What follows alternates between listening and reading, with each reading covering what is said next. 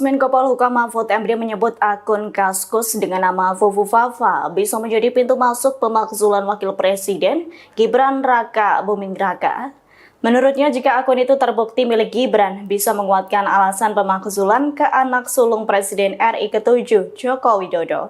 Pernyataan itu disampaikan Mahfud MD melalui YouTube pribadinya pada Selasa 10 Juni. Kendati Fufu Fafa menjadi alasan yang kuat jika terbukti, menurut Mahfud pemakzulan itu tidak berjalan dengan mudah. Sebelumnya Mahfud MD menyoroti langkah Purnawirawan TNI yang mengirimkan surat usulan pemakzulan Gibran ke DPR dan MPR. Mahfud menyebut langkah itu dinilainya sebagai tindakan yang sah secara konstitusional. Langkah Forum Purnawirawan TNI itu juga mencerminkan etika berdemokrasi yang elegan. Menurut Mahfud, cara penyampaian aspirasi itu lebih sehat dan terbuka daripada melalui cara provokatif. Bahkan sikap Forum Purnawirawan TNI itu mencerminkan prinsip negara demokrasi yang memberikan ruang kebebasan rakyat untuk mengkritik hingga usulan terhadap perubahan jabatan publik.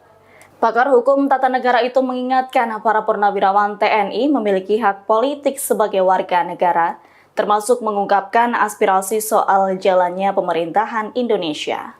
Download Tribun X sekarang, menghadirkan lokal menjadi Indonesia.